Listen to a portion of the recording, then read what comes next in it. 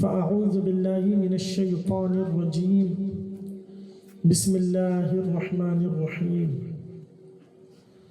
وتعزروه وتوقروه آمنت بالله صدق الله العظيم وصدق رسوله النبي الأمين المكين الكريم ونحن على ذلك لمن الشاهدين والشاكرين والحمد لله رب العالمين.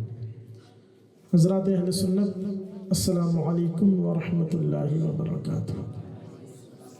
آئیے آپ اور ہم سب مل کر سب سے پہلے آقا انعامدار مدینے کے تاجدار سید ابرار و اخیار رحمت پروردگار جناب محمد الرسول اللہ صلی اللہ تعالی علیہ وسلم کی بارگاہ میں درود و سلام کا نذرانہ پیش کریں. بآواز بلند پڑھیں اللہم صلی علی سیدنا و مولانا محمد معدن الجود والکرم وآلہ الکرام وابنہ الکریم وبارک وسلم صلاۃ و سلاما علیک یا سیدی یا حبیبی یا رسول اللہ.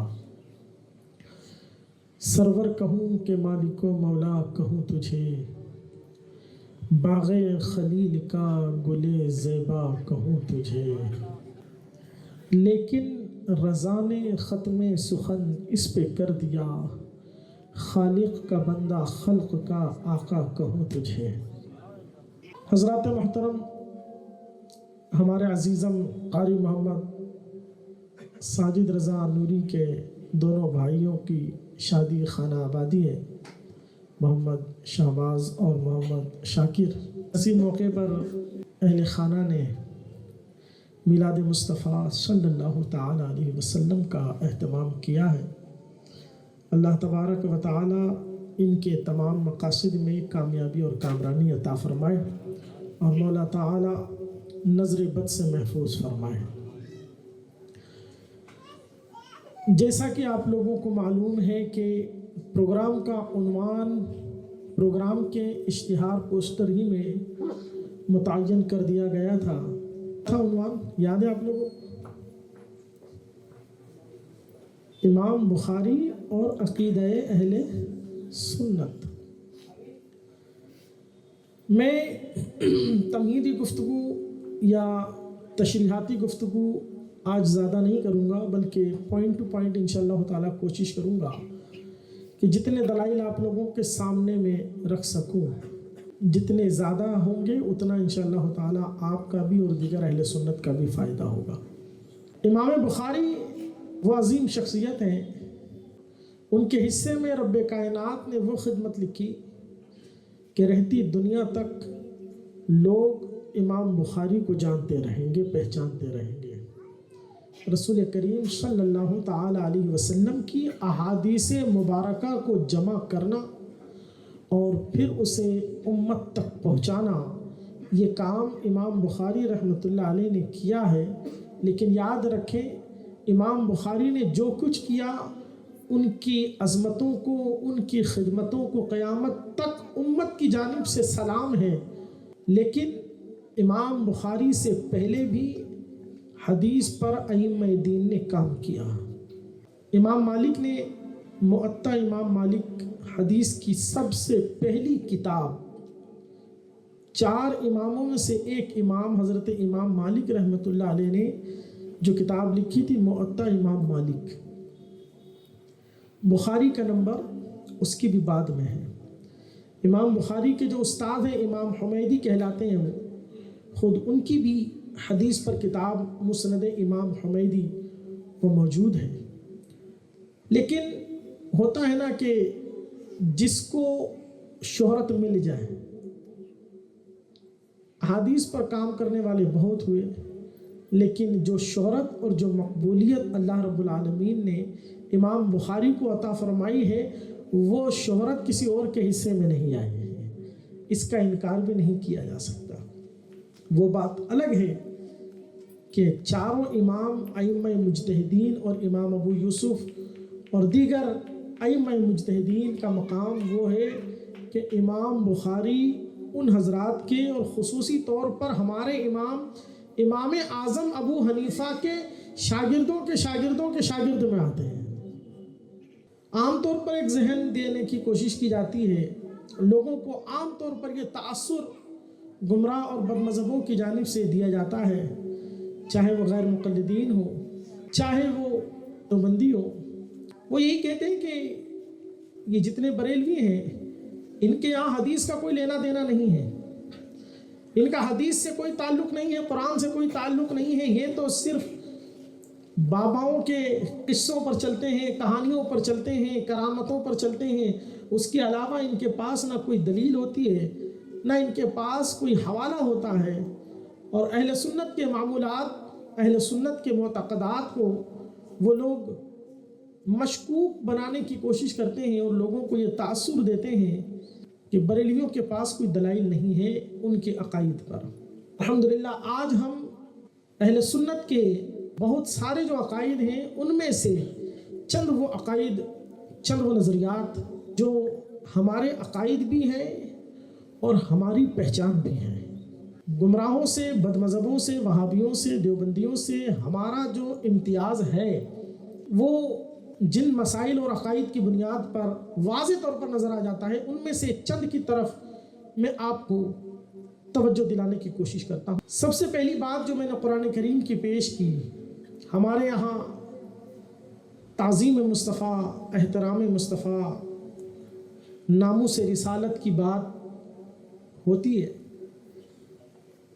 اور ان باتوں کو سن کر وہ لوگ جن کے دلوں میں حضور کے متعلق میل ہے یا کجی ہے، انہیں بڑی تکلیف ہوتی ہے، وہ ان باتوں کو برداشت کر ہی نہیں پاتے ہیں، ان کا سینہ، ان کا ذہن، ان کی فکر اس بات کی متحمل ہے ہی نہیں کہ وہ حضور کی تعظیم، حضور کی عظمت اور حضور کی رفعت و بلندی کی بات سن سکیں۔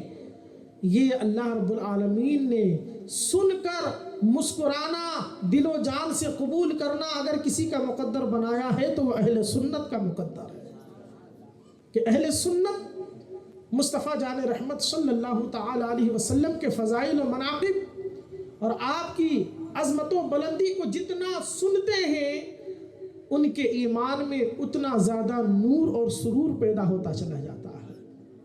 تو ہمارے یہاں رسول کریم صلی اللہ تعالی علیہ وسلم کی تعظیم اور احترام اور ادب، قرآن کریم نے فرمایا وَتُعَزِّرُوهُ وَتُوَقِّرُوهُ، اور نبی کی تعظیم کرو، نبی کی توقیر کرو، نبی کی عزت کرو، نبی کا احترام کرو۔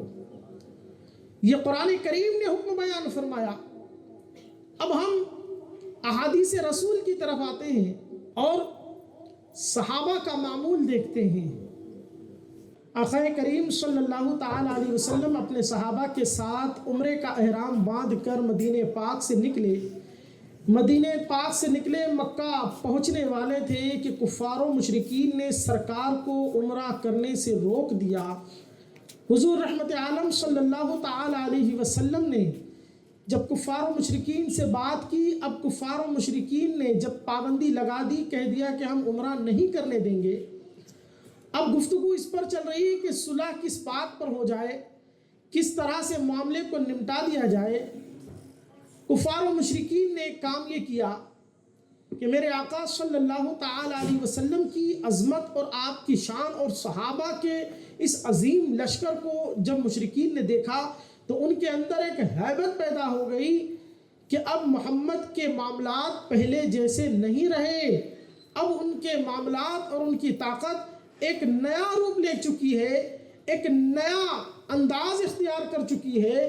میرے آقا صلی اللہ تعالی علیہ وسلم اور صحابہ پر نظر رکھنے کے لیے، حالات کا جائزہ لینے کے لیے، اور مصطفیٰ کریم صلی اللہ علیہ وسلم کیا فرما رہے ہیں اس بات کو سننے کے لیے مشرکین نے اپنی طرف سے بات کرنے کے لیے عروہ بن مسعود کو مقرر کیا، اور عروہ بن مسعود نے آقا کریم صلی اللہ علیہ وسلم کی بارگاہ میں آ کر جب گفتگو کی، اب امام بخاری کے الفاظ سنے، عروہ بن مسعود آقا کریم صلی اللہ علیہ وسلم کے پاس آیا اور بیٹھا، لکھتے ہیں وَجَعَلَ يُكَلِّمُ النَّبِيَّ صلی اللہ علیہ وسلم فَكُلَّمَا كَلَّمَهُ أَخَذَ لِحْيَتِهِ وَالْمُغِيرَةُ ابن شیبہ قائم علی رأس النبی صلی اللہ علیہ وسلم वमअहु सैफ वअलैहि मिग़फ़र फ़कुल्लमा अहवा उर्वतु बियदिही इला लिह्यति नबी सल्लल्लाहु अलैहि वसल्लम ज़रब यदहु बिन्नअलि सैफ़ी वक़ाल अख़िर यदका अन लिह्यति रसूलुल्लाहि सल्लल्लाहु अलैहि वसल्लम कि उर्वा बिन मसऊद जब मेरे आका को मना रहा है, बात कर रहा है, किसी की गर्ज बढ़ जाती है और जब उसका मतलब निकलने का रहता है, जब उसका हाथ दबा रहता है तो आदमी कभी किसी का पैर दबा के, कभी किसी का हाथ दबा के इस तरह से गुफ्तगू करता है कि मेरी बात को मान लो। उर्वा बिन मसऊद ने अरब के उस कल्चर के मुताबिक मेरे आका अलैहिस्सलाम की मिन्नत समाजत के एतबार से अपने हाथ को आगे बढ़ाया और गुफ्तगू करते करते सरकार की दाढ़ी मुबारक पर उर्वा बिन मसऊद ने हाथ लगाया।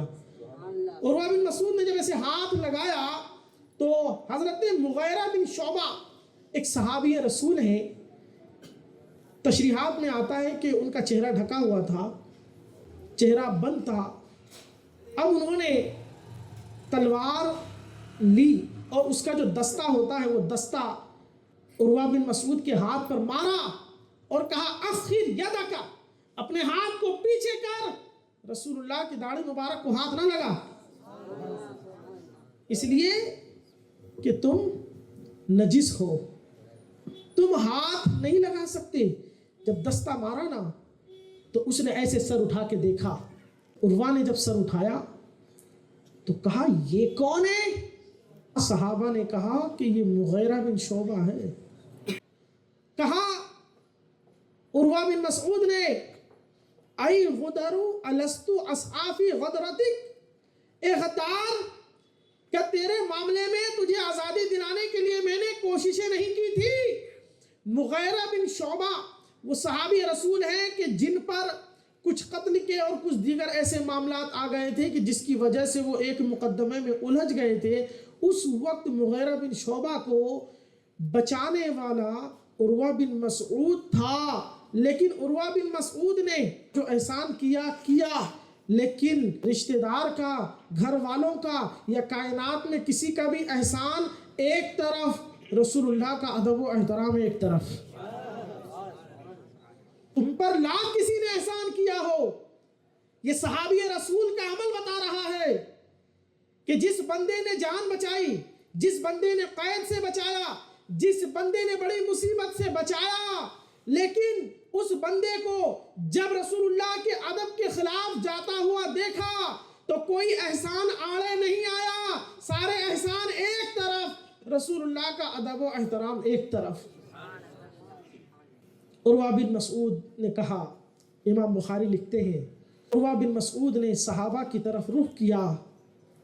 काल, तो कहा फवल्लाही मा तनख्खम रसूलुल्लाह सल्लल्लाहु तआला अलैहि वसल्लम नखामतन इल्ला वक़ात फी कफ़्फि रजुलिन मिनहुम फदलक बिहा वजहहु व जिल्दहु व इज़ा अमरहुम इब्तदरू अमरहु व इज़ा तवज़्ज़अ कादू यक़्ततिलूना अला वुज़ूइही व इज़ा तकल्लमा ख़फ़ज़ू अस्वातहुम इंदहु व मा युहिद्दूना इलैहि नज़र तअज़ीमन लहू।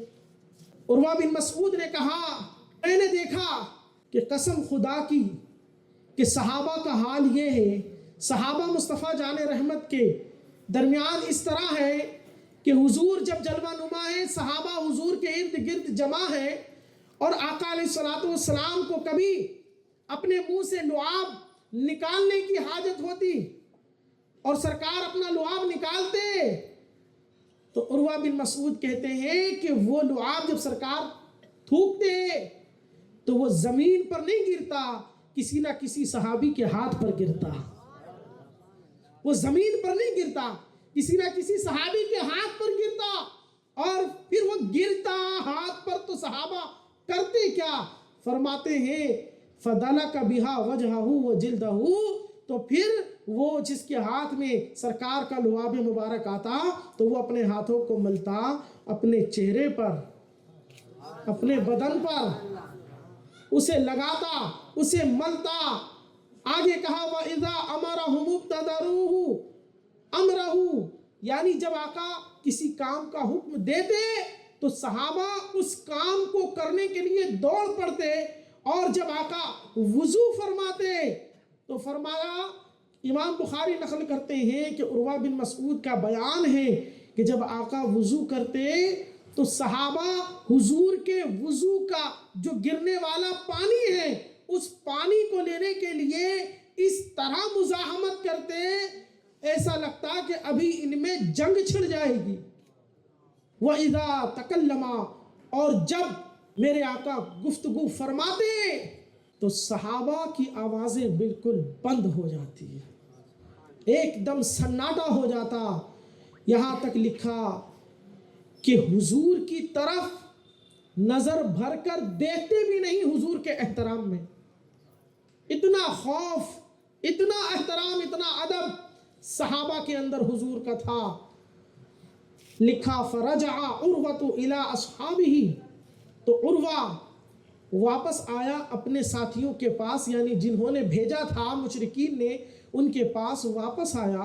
جب عروہ نے واپس آ کے گفتگو کی تو عروہ نے کیا کہا؟ اے قوم سن لیں، واللہ لقد وفدت علی الملوک ووفدت علی قیصر وکسری والنجاشی، واللہ ان رأیت ملکا قط يعظمه اصحابه ما يعظم اصحاب محمد محمدا، واللہ ان تنخم نخامة الا وقعت في كف رجل منهم فدلك بها وجهه وجلده، وإذا أمرهم ابتدروا أمره، وإذا توضأ كادوا يقتتلون على وضوئه، وإذا تكلم خفضوا أصواتهم عنده، وما يحدون إليه النظر تعظيما له، وإنه قد عرض عليكم حقة رشد فاقبلوها۔ عروہ بن مسعود نے کہا، اے لوگوں سنو، قسم خدا کی میں بڑے بڑے بادشاہوں کے دربار میں گیا، لیکن سنو جو نظارہ میں نے محمد کے دربار میں دیکھا ہے۔ میں بڑے بڑے بادشاہوں کے دربار میں گیا، میں قیصر و کسریٰ کے یہاں گیا، میں نجاشی کے یہاں گیا، کہا کہ میں نے تمام درباروں میں جا کر کے دیکھا، لیکن جیسی تعظیم اور جیسا احترام محمد کے غلام، محمد کے ماننے والے محمد کا کرتے ہیں، میں نے دنیا میں کہیں کسی کو ایسا احترام کرتے ہوئے نہیں دیکھا۔ لوگ حیرت سے دیکھ رہے ہیں کہ آخر ایسا کیا دیکھ کر آ گیا؟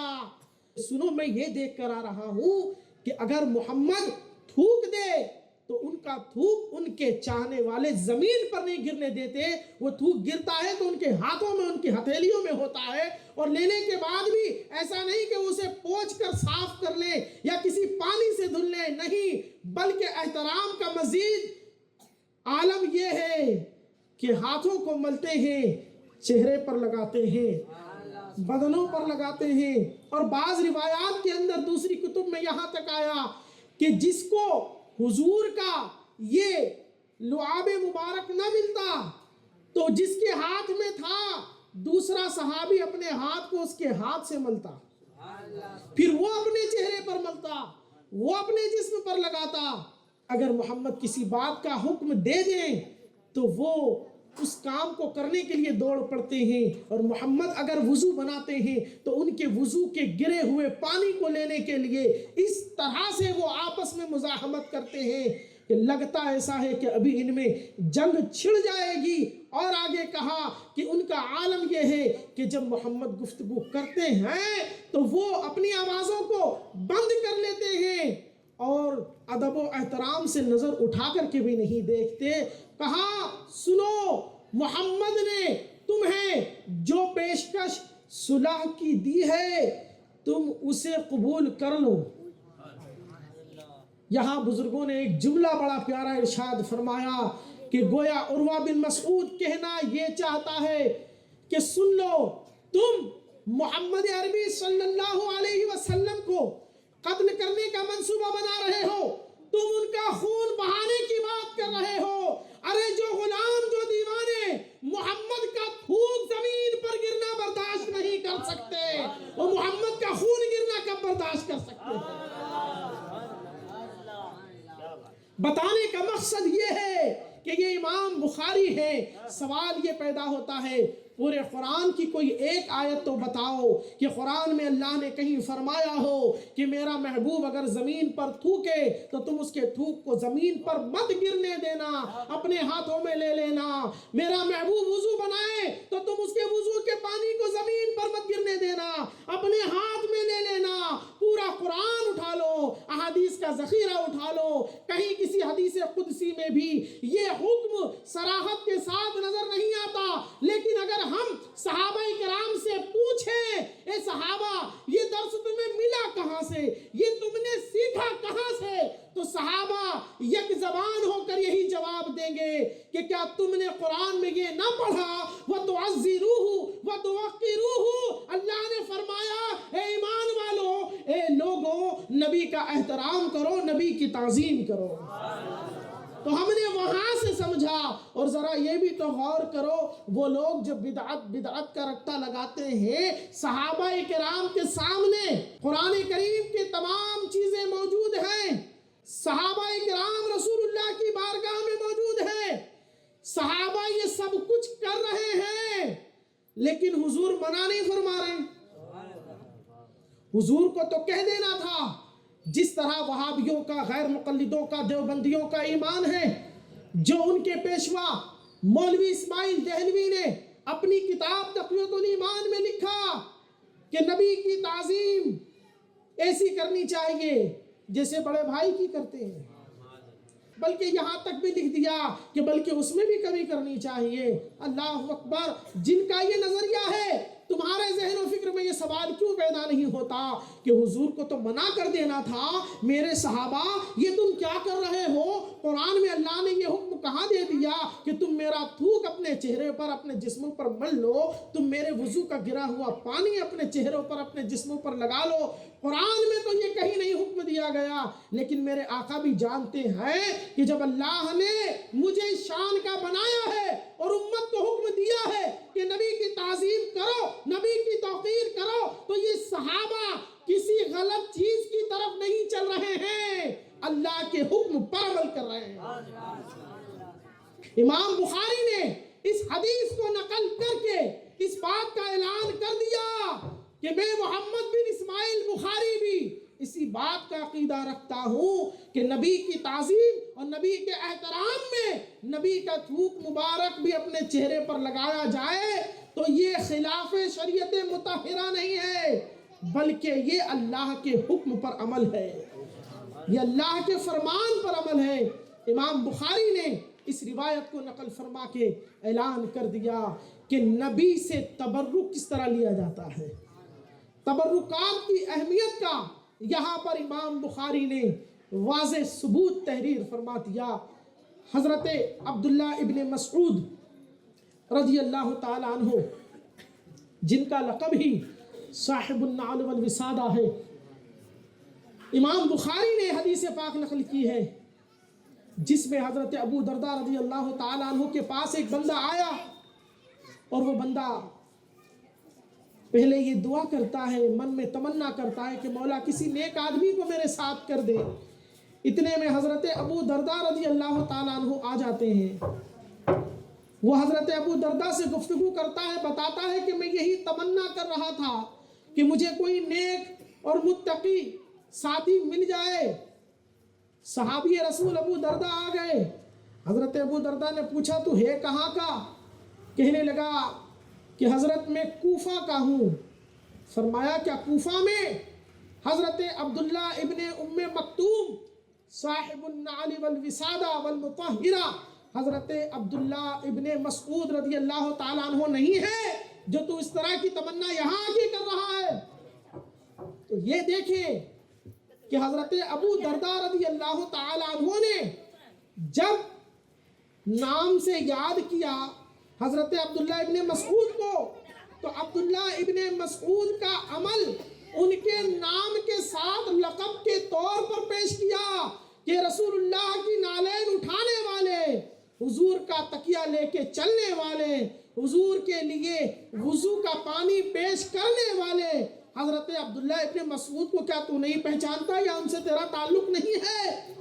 حضرت عبداللہ ابن مسعود کی عادت مبارکہ تھی کہ جب بھی سرکار کہیں جاتے تو عبداللہ ابن مسعود سب سے پہلے حضور کی نالین شریف کو اٹھاتے اور اپنی آستینوں میں، پہلے زمانے میں لوگ وہاں اتنی چوڑی چوڑی آستینیں پہنتے تھے، کہتے وہ اپنی آستینوں کے اندر رکھتے تھے، آستین کے اندر ایسے سینے سے لگا کے رکھتے، اور جیسے ہی سرکار محفل سے آتے اور سرکار کو نالین پہننا ہوتی تو عبداللہ ابن مسعود ایسے نکالتے اور سرکار کے بارگاہ میں پیش فرما دیتے۔ تو یہ ایک جھلک اور ایک روایت تعظیم مصطفیٰ صلی اللہ تعالی علیہ وسلم کے حوالے سے میں نے آپ کے سامنے امام بخاری کی پیش کی کہ امام بخاری نے یہ حدیث بیان کر کے اعلان کر دیا کہ حضور علیہ السلام کا احترام کس انداز سے کیا جاتا ہے۔ جو ہم کہتے ہیں سب سے اولا و اعلیٰ ہمارا نبی، سب سے بالا و والا ہمارا نبی، خلق سے اولیاء، اولیاء سے رسول اور رسولوں سے اعلیٰ ہمارا نبی، کون دیتا ہے دینے کو منہ چاہیے، دینے والا ہے سچا ہمارا نبی۔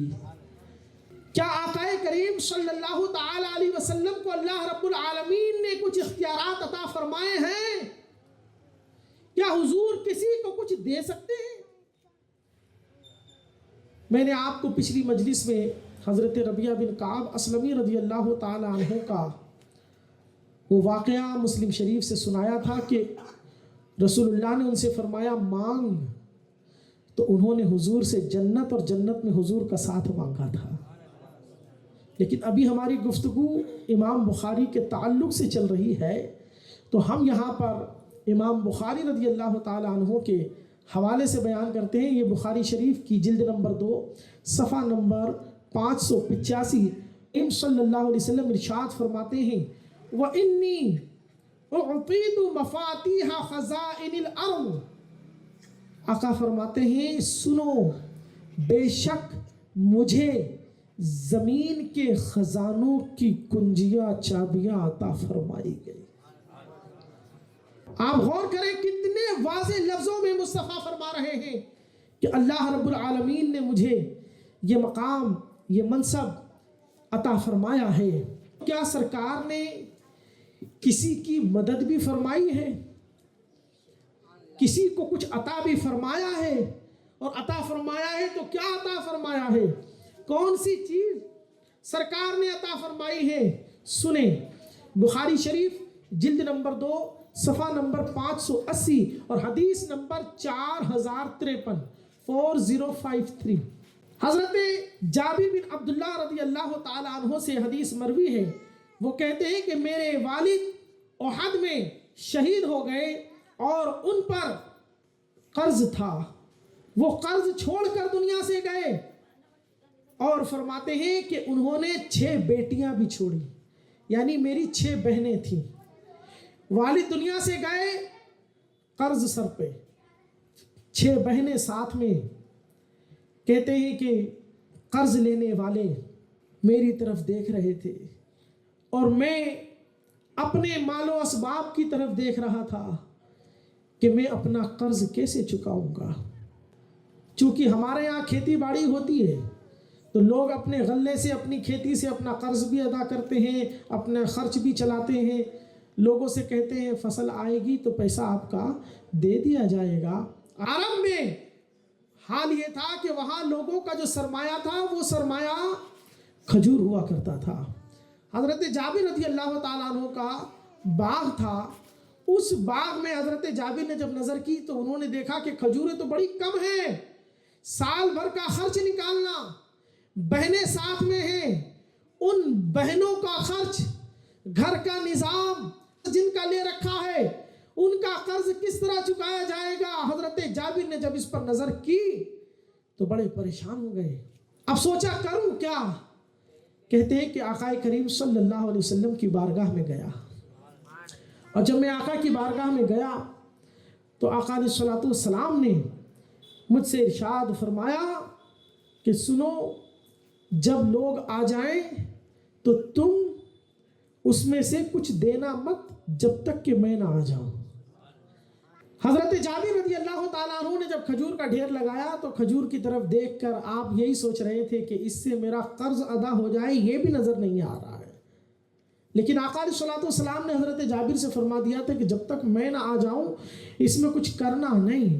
حضرت جابر کہتے ہیں کہ آقا کریم صلی اللہ علیہ وسلم تشریف لائے، اطاف حول اعظمها، کہ آقا علیہ الصلوۃ والسلام نے اس کے گرد چکر لگائے۔ میرے آقا نے 3 چکر لگائے اور اس کے بعد وہ آقا وہاں پر بیٹھ گئے، اور آقا علیہ الصلوۃ والسلام نے ارشاد فرمایا، اے جابر اب جس کا قرض دینا ہے اسے بلا لے، اسے بلا لے۔ حضرت جابر کہتے ہیں کہ آقا کریم صلی اللہ علیہ وسلم نے وہ ناپ جس کے ذریعے تول کر یا ناپ کر دینے کا معاملہ وہاں ہوتا تھا لیا، اور آقا نے وہاں سے بھر بھر کے دینا شروع کیا۔ میرے آقا علیہ الصلوۃ والسلام بھرتے جا رہے ہیں، دیتے جا رہے ہیں، بھرتے جا رہے ہیں، دیتے جا رہے ہیں۔ حضرت جابر کہتے ہیں کہ سرکار نے سب کا قرض دے دیا، جس کا جتنا بنتا تھا سب کچھ دے دیا، اور سب کچھ دینے کے بعد بھی جب نظر کھجور کے ڈھیر پر کر رہے ہیں تو نظر آتا ہے کہ اس میں سے ایک کھجور بھی کم نہیں ہوئی ہے۔ یہ امام بخاری حدیث نقل کر کے بتا رہے ہیں کہ رسول کریم صلی اللہ تعالی علیہ وسلم کے اس فاقہ کشی کو دیکھ کر کہ سرکار کے گھر میں کئی دن تک چولہا نہیں جل رہا ہے، گھر میں کھانے کو نہیں ہے، صرف پانی اور چھوارے پر گزر بسر کر رہے ہیں، تو اسے دیکھ کر کہیں غافل نہ ہو جانا، عقیدے میں ٹھوکر نہ کھا جانا، شیطان کے وسوسے میں نہ آ جانا۔ جب مصطفیٰ کی سیرت کا یہ پہلو تمہیں نظر آئے تو تمہاری نظر اس حدیث پر بھی ہونی چاہیے، اس روایت پر بھی ہونی چاہیے، اور اس روایت پر بھی ہونی چاہیے جو آقا نے فرمایا، اُوتِیتُ مفاتیح خزائن الارض، اللہ نے مجھے تمام زمین کے خزانوں کی کنجیاں عطا فرما دی ہے، اور وہ کنجی ایسی عطا فرمائی کہ جناب جابر کا قرض ادا کرنے کے لیے وہ کھجور کا مختصر سا ڈھیر تھا کہ جابر تو مایوس ہو چکے تھے کہ اب لگتا نہیں کہ اس سے قرض بھی ادا ہو سکے، لیکن امید کی ایک کرن مصطفیٰ جان رحمت کی ذات تھی، امید مصطفیٰ جان رحمت کی مبارک ذات سے وابستہ تھی کہ اللہ رب العالمین کے اس پیارے رسول کی برکت سے کچھ ہو جائے تو ہو جائے۔ مصطفیٰ کریم صلی اللہ تعالی علیہ وسلم نے ایسا کرم فرمایا، ایسا کرم فرمایا کہ جابر کو جو ٹینشن تھی کہ صرف قرض ادا ہو جائے وہی بہت ہے، لیکن آقا نے جناب جابر کا قرض بھی ادا کر دیا، اور جناب جابر کے گھر کا تمام سرمایہ بھی محفوظ رہ گیا۔ اسی لیے اعلیٰ حضرت نے فرمایا کہ مالک کونین ہیں، گو پاس کچھ رکھتے نہیں، 2 جہاں کی نعمتیں ہیں ان کے خالی ہاتھ میں۔ تو ہم نے صحابہ کا عمل بخاری سے دیکھا کہ صحابہ حضور کا ادب احترام کیسے کر رہے ہیں، ہم نے عبداللہ ابن مسعود کا انداز تعظیم اور خدمت ملاحظہ کیا، ہم نے حضرت جابر رضی اللہ تعالیٰ عنہ کا قرض کس طرح سے ادا کیا گیا یہ دیکھا۔ تو پہلے میں تو مصطفیٰ کی تعظیم کی بات ہو گئی، دوسرے میں حضور کے اختیارات اور تصرفات کی بات ہو گئی۔ اب اگلا مرحلہ آ جاتی ہے کہ حضور کسی کو نفع عطا کر سکتے ہیں یا نہیں۔ یہ میرے سامنے مولوی اسماعیل دہلوی کی کتاب ہے تقویۃ الایمان، اس کا صفحہ نمبر 30 ہے۔ حدیث کا مطلب نکالتے ہوئے کہا کہ اللہ کے ہاں کا معاملہ میرے اختیار سے باہر ہے، وہاں میں کسی کی حمایت نہیں کر سکتا اور کسی کا وکیل نہیں بن سکتا، سو وہاں کا معاملہ ہر کوئی اپنا اپنا درست کرے۔ اور آگے صفحہ نمبر 32 پر لکھا کہ مشکل کے وقت پکارنا اللہ ہی کا حق ہے، اور نفع و نقصان کی امید رکھنی اسی سے چاہیے، کہ یہ معاملہ کسی اور سے کرنا شرک ہے۔ اب اسماعیل دہلوی کی یہ بولی تو بتا رہی ہے کہ نبی کوئی فائدہ نہیں پہنچا سکتے، نبی کوئی فائدہ نہیں دے سکتے، لیکن آئیں یہ امام بخاری ایک حدیث نقل کرتے ہیں، جلد نمبر 2 صفحہ نمبر 917، حدیث نمبر 6208۔ حضرت عباس میرے آقا علیہ الصلوۃ والسلام کے چچا ہیں، حضور کے اور بھی دیگر چچا ہیں۔ ابو طالب یہ بھی حضور کے چچا، مگر انہوں نے ایمان قبول نہیں کیا۔ اللہ اکبر۔ ایک دن حضرت عباس رضی اللہ تعالیٰ عنہ نے آقا کریم صلی اللہ علیہ وسلم کی بارگاہ میں عرض کی، یا رسول اللہ ہل نفعت ابا طالب، کیا آپ نے ابو طالب کو کوئی نفع عطا فرمایا؟ قربان جائیں، امام بخاری صحابی کا جو لفظ نقل کر رہے ہیں وہی لفظ جو اسماعیل دہلوی جس کی نفی کر رہا ہے کہ نفع پہنچانے والی ذات صرف اللہ کی، اللہ کے سوا کوئی نفع نہیں پہنچا سکتا۔ لیکن حضرت عباس حضور کے چچا وہ کیا کہہ رہے ہیں، یا رسول اللہ کیا آپ نے ابو طالب کو کوئی نفع عطا فرمایا؟ اس کا مطلب یہی ہے کہ حضرت عباس بھی اس بات کا عقیدہ رکھتے ہیں کہ آقا علیہ الصلوۃ والسلام جسے چاہے نفع عطا فرما سکتے ہیں۔ ہاں، عباس کی جستجو یہ ہے کہ ابو طالب کو آپ نے کوئی نفع پہنچایا کہ نہیں؟ کیوں؟ فَإِنَّهُ كَانَ يَحْفَظُكَ وَيَغْضَبُ لَكَ۔ یا رسول اللہ، ابو طالب آپ کی حفاظت میں کھڑا رہتا تھا، ابو طالب آپ کے لیے لوگوں سے غضبناک ہو جاتا تھا، تو آپ نے اسے کوئی نفع پہنچایا کہ نہیں پہنچایا؟ تو آقا علیہ الصلوۃ والسلام نے ارشاد فرمایا، قال، آقا نے فرمایا، نعم، ہاں، ہوا فی زحزاح من النار ولولا انا لکان فی الدرک الاسفل من النار۔ آقا فرماتے ہیں، سنو، میں نے ابو طالب کو نفع پہنچایا ہے، اور ایسا نفع پہنچایا ہے کہ ابو طالب اگر میں نہ ہوتا تو ابو طالب جہنم کے سب سے نچلے طبقے میں ہوتا۔ اور امام مسلم رحمت اللہ علیہ نے مسلم شریف میں اس حدیث کو نقل کیا، کتاب الایمان میں، وہاں پر یہ لفظ آقا کے موجود ہیں، وجدتہ فی غمرات من النار فاخرجتہ الی وحضاہ۔ آقا فرماتے ہیں، میں نے ابو طالب کو جہنم کے نچلے طبقے میں پایا تو میں نے اسے کھینچ کر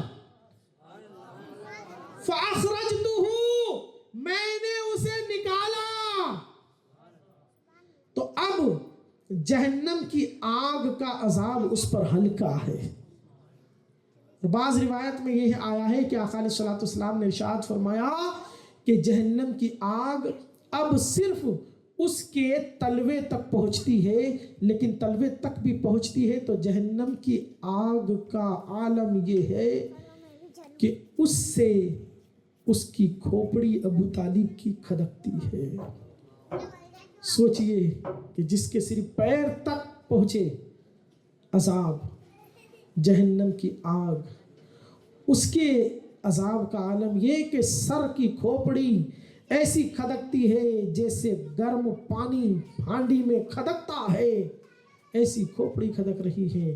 یہاں ایک بات اور کر دوں، چونکہ معاملہ ابو طالب کا ہے تو بہت سارے لوگ ابو طالب کا نام سن کر، چونکہ ابھی لوگوں میں رافضیت کی بو بہت زیادہ پھیل رہی ہے، میں یہ نہیں کہتا کہ جو ابو طالب کے ایمان کا قائل ہے وہ رافضی ہے، نہیں، ایسا نہیں، لیکن رافضیوں کے انداز پر، رافضیوں کے طریقے پر، رافضیوں کے انداز میں ماننا یہ اہل سنت کا شیوا نہیں ہے۔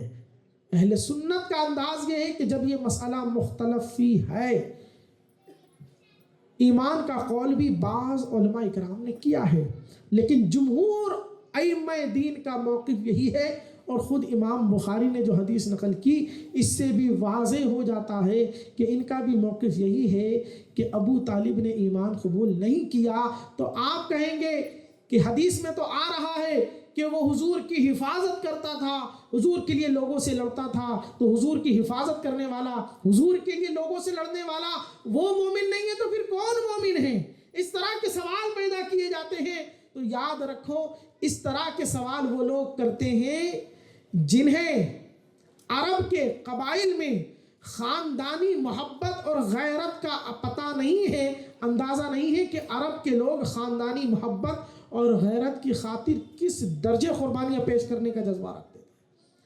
تو ابو طالب نے جو کچھ کیا وہ اس لیے نہیں کیا کہ یہ رسول اللہ کی حفاظت کے لیے کر رہا ہوں، بلکہ اس لیے کیا کہ یہ میرا بھتیجا ہے، میرے بھائی کا بیٹا ہے، میرے خاندان کا ہے۔ تو خاندانی محبت میں بھتیجا ہونے کے اعتبار سے جو حفاظت، جو قربانیاں یا جو کچھ انہوں نے اپنی محبتوں کا اظہار کیا وہ رسول ہونے کے اعتبار سے نہیں کیا، بھتیجا اور خاندان کا ہونے کے اعتبار سے کیا ہے۔ تو وہ محبت ایمانی محبت نہیں تھی، وہ محبت خاندانی محبت تھی۔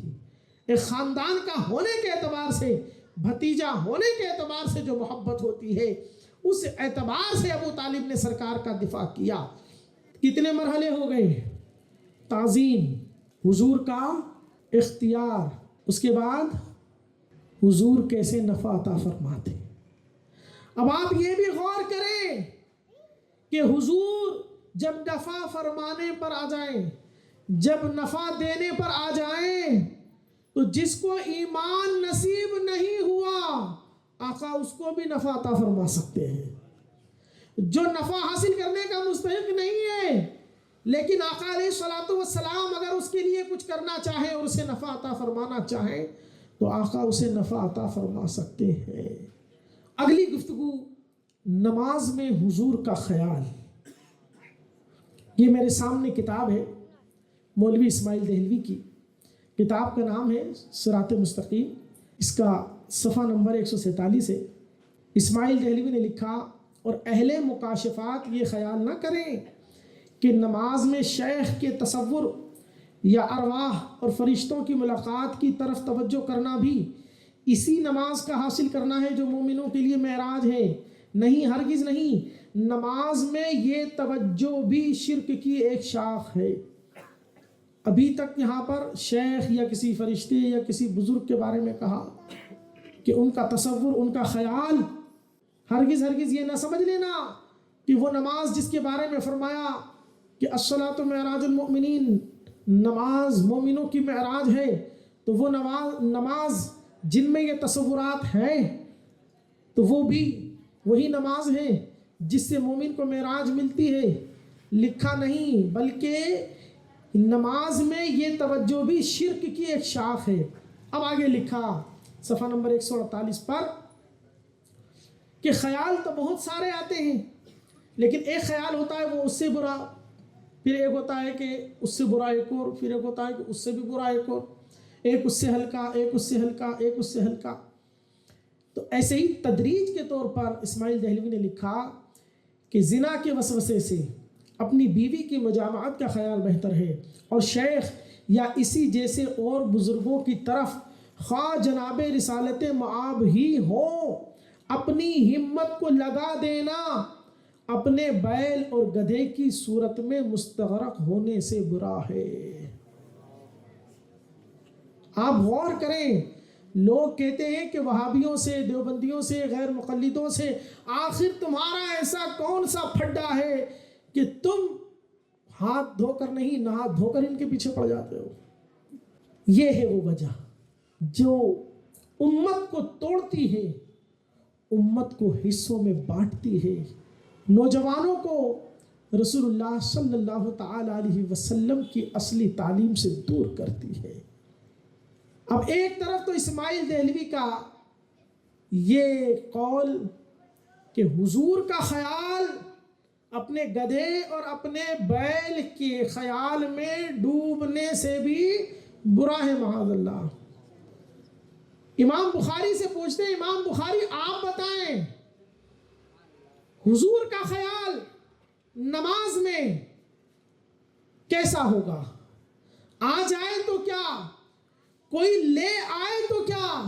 یہاں پر تعویل کرنے والے بد مذہب کہتے ہیں کہ یہاں پر خیال آنے پر نہیں کہا گیا بلکہ حضور کا خیال لانے پر کہا گیا ہے۔ خیال لانا برا ہے، آ جائے تو برا نہیں ہے، لیکن حضور کی جانب خیال لے جانا یہ برا ہے، یہ شرک ہے۔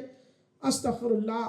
تو ہم صحابہ کی زندگی سے یہ بھی دیکھ لیتے ہیں، یہ امام بخاری کی बुखारी शरीफ है, जिल्द नंबर 2 है, सफ़ा नंबर 669 669 और हदीस नंबर 4647।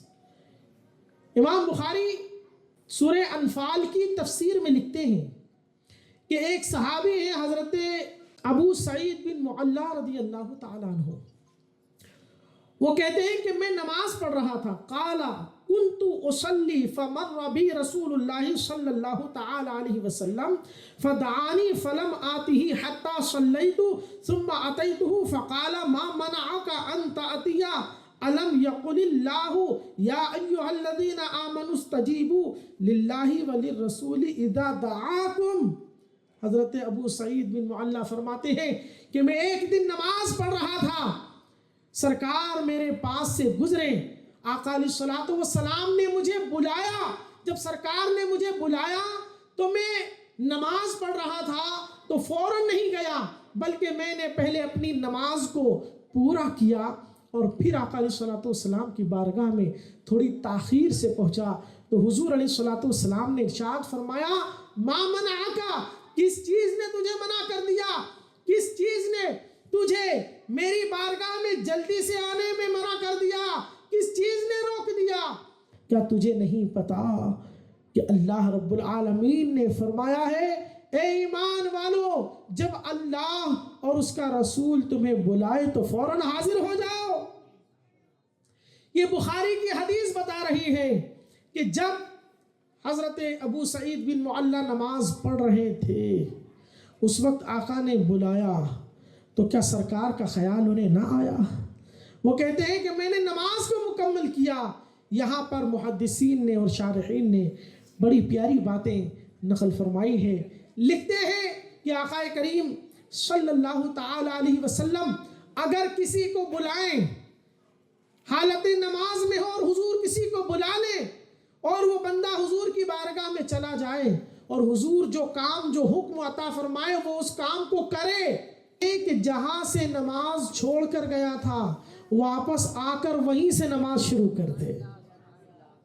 आप गौर करें, किसी से बात करने से नमाज टूट जाती है, लेकिन मुस्तफ़ा जाने रहमत की शान ये है कि नमाज पढ़ते बंदे को अगर बुला ले और वो आ जाए, सरकार उसे खिदमत अता फरमाए कि फला काम को मुकम्मल कर, अब रुख किबले से फिर चुका है, ज़बान भी चल रही है, कदम भी चल रहे हैं, उसके बावजूद भी मसला ये है कि जहां से नमाज छोड़ कर गया है नमाज वहीं से शुरू कर दे। फरमाया इसलिए कि वो जितनी देर रसूलुल्लाह सल्लल्लाहु अलैहि वसल्लम की खिदमत में लगा है वो दर हकीकत अल्लाह रब्बुल आलमीन की इताअत ही में लगा है। अब दूसरी हदीस, अभी तो यहाँ ख्याल आने की बात थी ना, अब ख्याल लाने की बात हो रही है। जिल्द नंबर 1 सफ़ा नंबर 103 किताबुस सलात बाब रफ़उल बसर इलल इमाम फिस सलात।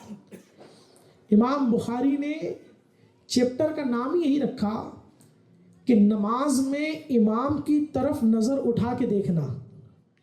हज़रत खब्बाब रज़ी अल्लाह ताला अन्हु, उनसे किसी ने पूछा, ज़रा ये तो बताएं क्या आक़ाए करीम सल्लल्लाहु ताला अलैहि वसल्लम ज़ोहर में और असर में नमाज में क़िरात फरमाते थे या नहीं? तो आपने फरमाया कि हाँ। क़ाला नाम, सरकार क़िरात करते थे।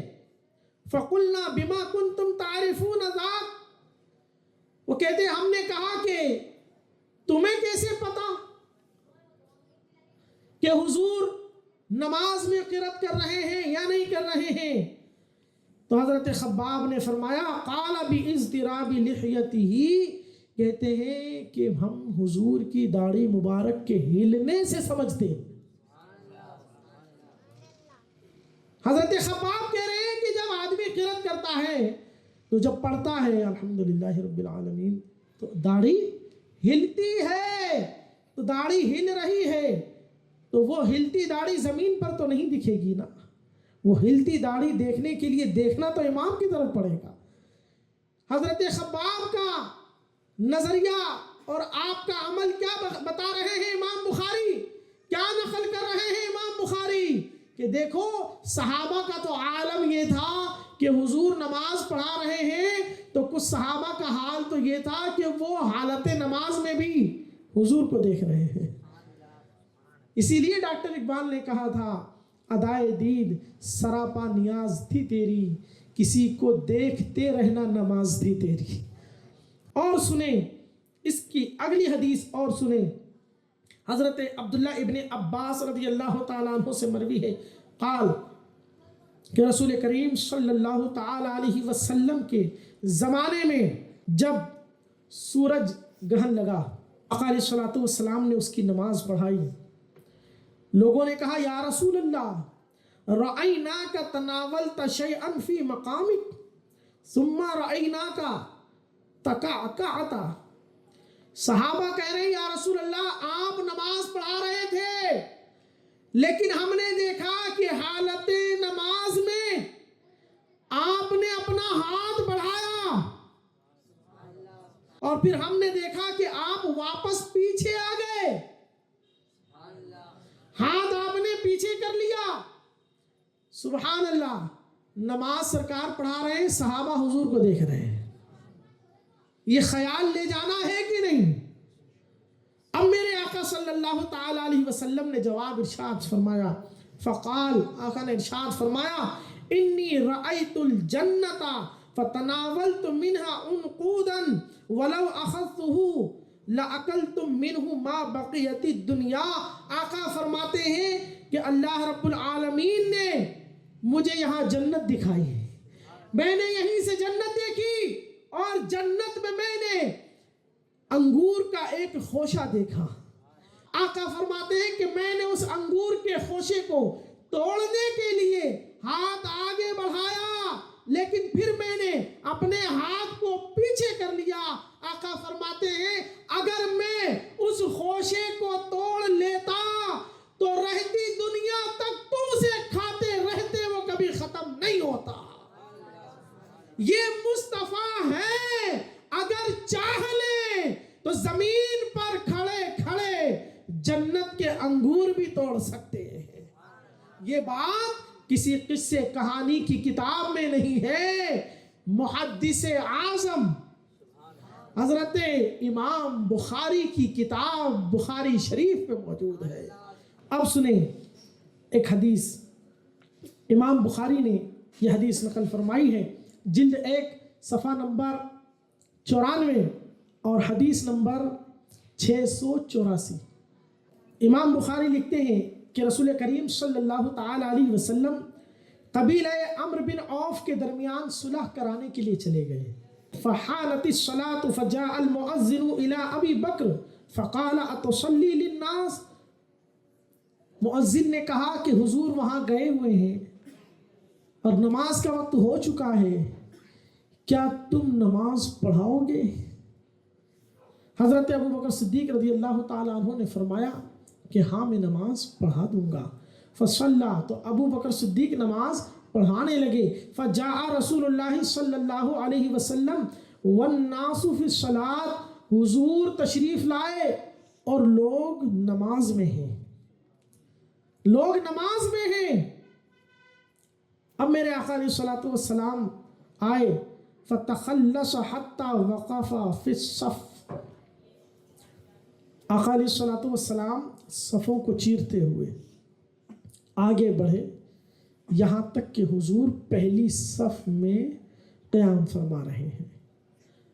آقا علیہ الصلوۃ والسلام جب پہلی صف میں گئے فصفق الناس، لوگوں نے ہاتھ پر ہاتھ پیٹنا شروع کیا.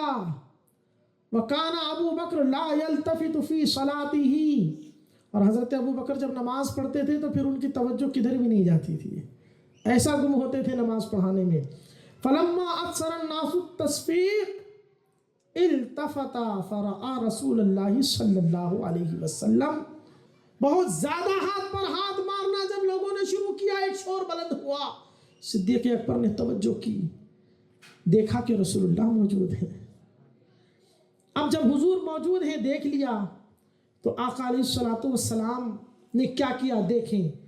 فاشار الیہ رسول اللہ صلی اللہ علیہ وسلم हुजूर अलैहिस्सलाम ने उनको इशारा किया कि अपनी जगह पर ठहरे रहो। जबकि मसला क्या है, किसी को इशारे से भी कुछ बताना नमाज को फासिद कर देगा, और अगर कोई किसी के हुक्म को मान रहा है तो उस हुक्म को मानना भी नमाज को फासिद कर देगा। अमल करना उसके हुक्म पर ये भी नमाज को फासिद कर देगा। अल्लाहु अकबर। फरफा अबू बकर यदैहि, अब ये नमाज चल रही है, देखिए आप, हज़रत अबू बकर ने अपने दोनों हाथों को उठाया और क्या किया, फ़हमिदल्लाह अला मा अमरहु बिही रसूलुल्लाह सल्लल्लाहु अलैहि वसल्लम मिन ज़ालिक। यानी सिद्दीक़ अकबर ने जब देखा कि मैं आगे खड़ा हूँ, सरकार पीछे हैं, मैं नमाज पढ़ा रहा हूँ और सरकार ये कह रहे हैं कि अबू बकर तुम ही पढ़ाओ। जब सिद्दीक़ अकबर ने आका की इस करम नवाजी को देखा कि अबू बकर को हुजूर ने इस लायक समझा कि सिद्दीक़ तू मेरी मौजूदगी में भी नमाज पढ़ा सकता है, तो सिद्दीक़ अकबर ने हालत नमाज में अपने हाथों को उठाया और अल्लाह की हम्द की, अल्लाह का शुक्र अदा किया कि मौला तेरा शुक्र है कि तूने अबू बकर को हुजूर की बारगाह में इतनी इज्जत अता फरमा दी, इस लायक बना दिया कि सरकार अबू बकर से ये कह रहे हैं। अल्लाह अल्लाह। अब सुम्मस्तअखरा अबू बकर हत्ता इस्तवा फी सफ, हज़रत अबू बकर सिद्दीक़ पीछे आए, यहाँ तक के सफ़ में लग गए। व तक़द्दमा रसूलुल्लाह सल्लल्लाहु अलैहि वसल्लम, आका अलैहिस्सलातु वस्सलाम आगे तशरीफ़ लाए, एक पीछे आ रहा है, एक आगे जा रहा है। ये नमाज में इशारे से बात भी हो रही है, अल्लाह की हम्द भी हो रही है, हाथ उठाकर अल्लाह का शुक्र अदा भी किया जा रहा है, पीछे भी आ रहे हैं, आगे भी जा रहे हैं और नमाज अदा हो रही है। फसल्ला, आका ने नमाज पढ़ाई।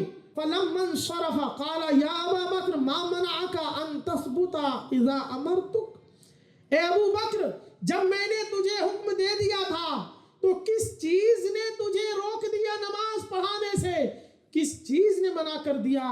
तो हजरत अबू बकर सिद्दीक कहते हैं मा काना ली इब्न अबी कुहाफा अन युसल्ली बैन यदै रसूलिल्लाह सल्लल्लाहु तआला अलैहि वसल्लम, कि अबू कहाफा के बेटे अबू बकर की ये मजाल नहीं, उसे ये ज़ेब नहीं देता कि रसूलुल्लाह की मौजूदगी में नमाज पढ़ाएं। या रसूलुल्लाह, जब आप मौजूद हों तब तो इमाम फिर आप ही रहेंगे, तब तो इमामत आप ही करवाएंगे। ये रिवायत बता रही है कि हालत नमाज में सहाबा अबू बकर को बता रहे हैं कि हुजूर आ गए हैं। क्या सहाबा पर ये वाजिब था? मसला क्या है? मसला तो यही है कि कोई भी आए तो जिसको जहां पर जगह मिलेगी वो वहीं पर नमाज पढ़ेगा। लेकिन कुर्बान जाए, नबी ने भी अपनी अजमत का इजहार किस तरह किया कि हुजूर भी पिछली सफ में नहीं लगे। अगर हुजूर पिछली सफ में लग जाते तब भी सहाबा हजरत अबू बकर को इत्तला देते। लेकिन आका ने भी क्या कमाल किया कि सरकार भी जाकर पहली सफ में लगे, बता दिया कि मैं मोहम्मदुर रसूलुल्लाह हूँ। अल्लाह ने मेरी ये शान बयान की है कि इबादत लोग अल्लाह की कर रहे हो, फिर भी मैं उनकी सफ़ों को चीरता हुआ पहली सफ में खड़े होने का हक रखता हूँ। सिद्दीक़ अकबर रज़ियल्लाहु ताला अन्हु ने बता दिया कि नमाज की हालत में भी हुजूर का एहतराम किया जाएगा। सहाबा ने बता दिया कि नमाज की हालत में भी हुजूर का एहतराम किया जाएगा। अब एक पल्ले में वहाबियों, देवबंदियों, गैर मुक़ल्लिदों, अहले हदीसों के पेशवा मौलवी इस्माइल देहलवी की किताब सिराते मुस्तकीम की बोली रखी जाए कि नमाज में अपनी गाय और बैल के तसव्वुर में, ख्याल में डूब जाने से भी बुरा है कि तुम नमाज में हुजूर का ख्याल लाओ माज़अल्लाह। और एक तरफ ये सहाबा का अमल है जो बता रहा کہ رسول اللہ کے تربیت یافتوں کا عمل یہ ہے کہ حالت نماز میں بھی ہو تو تعظیم رسول ہاتھ سے نہیں جانے چاہیے، حالت نماز میں بھی ہو تو احترام رسول ہاتھ سے نہیں جانا چاہیے۔ اور صدیق اکبر کو رسول اللہ نے اشارے سے حکم دے دیا، لیکن اس کے باوجود بھی صدیق اکبر نے جو کرنا تھا احترام وہ کر کے بتا دیا کہ اس حال میں بھی حضور کا احترام کرتے رہنا چاہیے، تم اپنے عمل سے پیچھے نہ ہٹو، جو تمہاری ذمہ داری ہے وہ تم کرتے رہو۔ یہ امام بخاری، یہ صحابہ کا عمل، یہ کیا بتا رہا ہے کہ نماز میں رسول کائنات صلی اللہ تعالی علیہ وسلم کا خیال یہ نماز کو خراب نہیں کرتا بلکہ نماز کی معراج کر دیا کرتا ہے۔ اس لیے کہ خود آقا فرماتے ہیں صلو کما رأیتمونی، نماز ایسے پڑھو جیسے مجھے پڑھتا ہوا دیکھتے ہو۔ جب بندہ دیکھے گا کہ حضور علیہ السلام قیام ایسا فرماتے، رکوع ایسا فرماتے، سجدہ ایسا فرماتے، جس نے دیکھا نہیں تو کتابوں میں پڑھے گا کہ قیام ایسا فرماتے، رکوع ایسا فرماتے، سجدہ ایسا فرماتے، تو بندے کے دماغ میں ایک تصور آئے گا، نبی کا خیال آئے گا کہ میں قیام ایسے کروں، ہاتھ ایسے باندھوں، میری نظریں ایسی ہو، میرا رکوع اس طرح ہو، میری نماز ویسی ہو جیسے رسول اللہ نے پڑھ کے بتایا ہے۔ جب بندہ ہر وقت اسی خیال میں رہے گا تو بتاؤ کیا وہ رسول اللہ کے خیال سے باہر ہو سکتا ہے؟ وہ کبھی رسول اللہ کے خیال سے باہر ہو ہی نہیں سکتا۔ اللہ اکبر۔ اللہ تبارک و تعالی ہم سب کے ایمان اور ہم سب کے عقیدے کی حفاظت فرمائے۔ عزیزان گرامی، رفیقان ملت، تیاری تو اور آگے تک کی ہے لیکن وقت میں اب اتنی گنجائش نہیں ہے، ورنہ ابھی ایک آخری چیپٹر اور باقی رہ گیا، علم غیب مصطفیٰ کا۔ لیکن ایک حدیث سنا کر اس کو بھی مکمل کر دیتا ہوں تاکہ بات ادھوری نہ رہ جائے۔ یہ کتاب تقویۃ الایمان ہے، اس میں اسماعیل دہلوی کی بولی دیکھیں، صفحہ نمبر 48۔ کیونکہ غیب کی بات اللہ ہی جانتا ہے، رسول کو کیا خبر۔ آپ غور کریں کس کلیجے کے ساتھ یہ لوگ اس طرح کی باتیں لکھ جاتے ہیں۔ ان کے پاس اتنی ہمت، اتنا حوصلہ کہاں سے آ جاتا ہے؟ اس لیے آ جاتا ہے کہ سینے میں تعظیم مصطفیٰ نہیں، سینے میں محبت مصطفیٰ نہیں۔ جن کے سینے میں رسول اللہ کی محبت ہوگی ان کی زبان سے تو دور کی بات ہے، کبھی ان کے خیال میں بھی ایسی باتیں نہیں آئیں گی۔ سنیں، بخاری شریف جلد نمبر 1 صفحہ نمبر 453 اور حدیث نمبر 3192، حضرت عمر فاروق اعظم رضی اللہ تعالیٰ عنہ بیان فرماتے ہیں، قام فینا النبی صلی اللہ تعالیٰ علیہ وسلم مقاما فاخبرنا عن بدء الخلق حتى دخل اهل الجنة منازلهم واهل النار منازلهم حفظ ذلك من حفظه ونسيه من نسيه۔ حضرت عمر کہتے ہیں کہ آقا کریم صلی اللہ علیہ وسلم ہمارے درمیان موجود تھے، آقا نے خبر دینا شروع کی، کہاں سے؟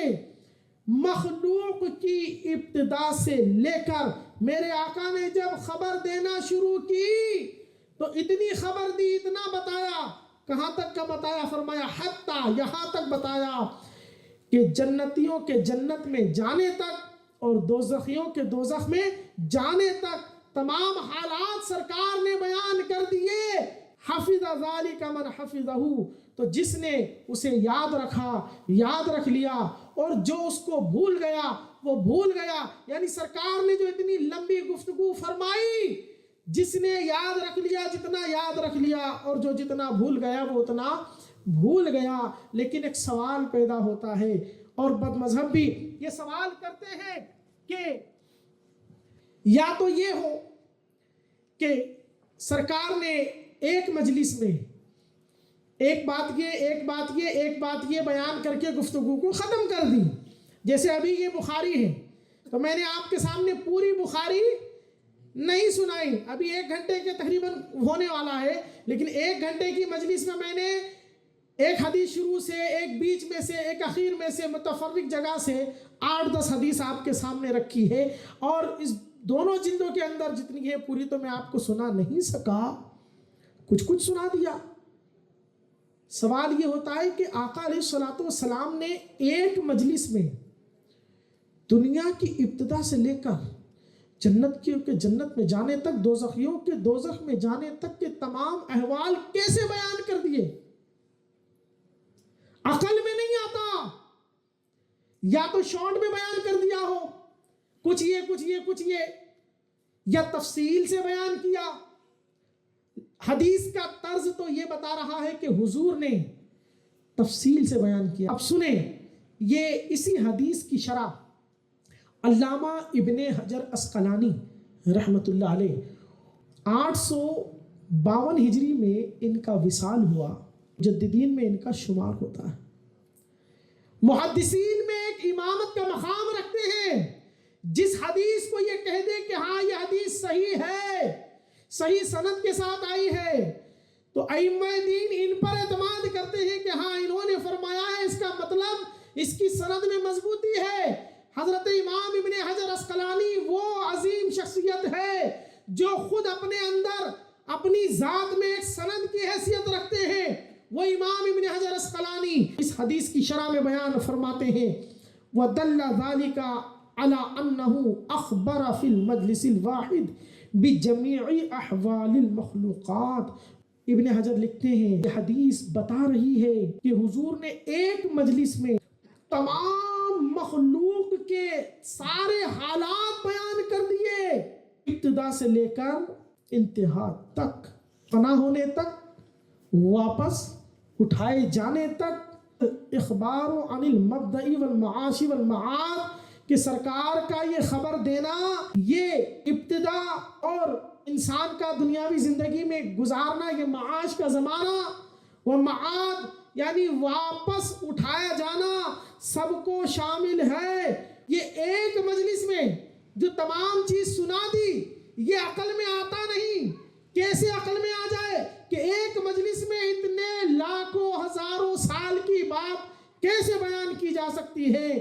تو کہتے ہیں یہ مجلس واحد میں سنا دینا من خوارق العادت امر عظیم، کہ یہ حضور کے معجزات میں سے ایک عظیم معجزہ ہے، اور معجزہ کہتے ہی اس کو ہے جو عقل میں نہ آ سکے، جو عقل میں ہی آ جائے پھر وہ کہاں معجزہ رہا۔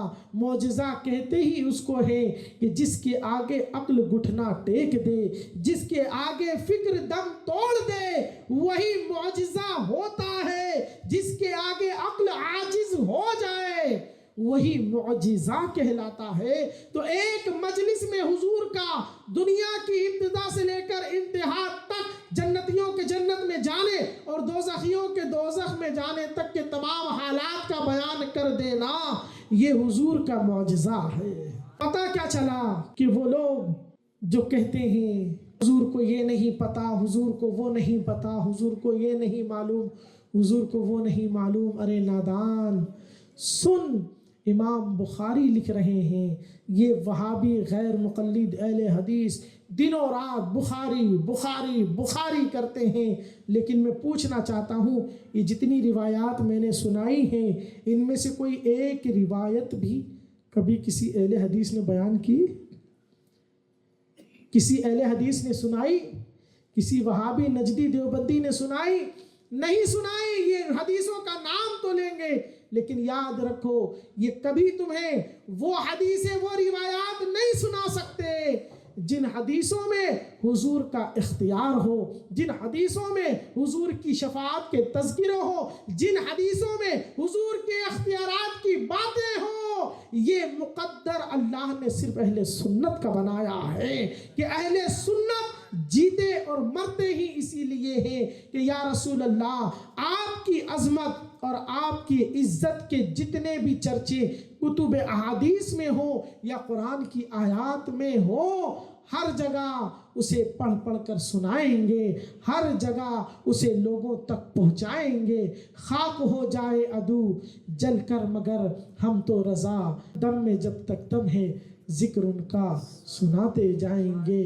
یہ اللہ رب العالمین کا احسان ہے کہ اللہ تعالیٰ نے ہمیں حضور سے محبت کرنے والا بنایا ہے، اور ہم رسول کائنات صلی اللہ تعالیٰ علیہ وسلم کے لیے جتنے اختیارات اور جتنی صفات مانتے ہیں وہ اپنے خیالات، اپنی فکر سے نہیں، یا کسی کے کوئی کہانی سنا دینے سے نہیں، یا محض کسی مولوی کے کہنے پر نہیں، بلکہ رسول اللہ کے وہ تمام فضائل قرآن و احادیث میں موجود ہیں۔